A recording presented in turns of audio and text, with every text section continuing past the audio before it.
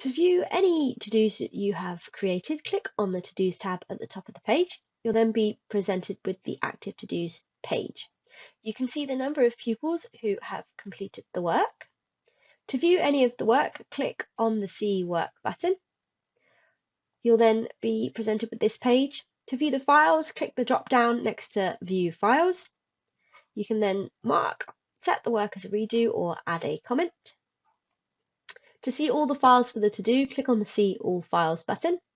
If you wanted to add a comment to multiple files, you would select the pupils you want to add the comment to, click on the menu button, and then click on either the Mark or Set Comment button. You would then add in your comment, and this comment would be the same for all of the files that you've selected. You can then see that the purple teacher bubble is highlighted with the teacher comment. If we go back to the to-dos list, if you wanted to close your to-do early, you can do so by clicking on the menu button and then clicking on Close To-Do. This then moves the to-do into the Past tab, and you can see that the to-do is now there. If you wanted to delete your to-do, click on the menu button and then click on Delete To-Do.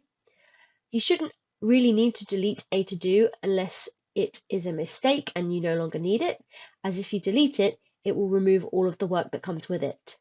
If you want to reopen the to-do, same button and then click on the Reopen To-Do button, and it moves back to the Active To-Do tab.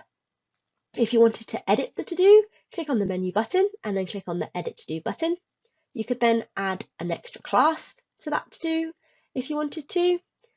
Go through and click Set To Do, and then you'll then see that a new class has been added to that to-do. This has been a video on how to comment, view, and edit your to-dos.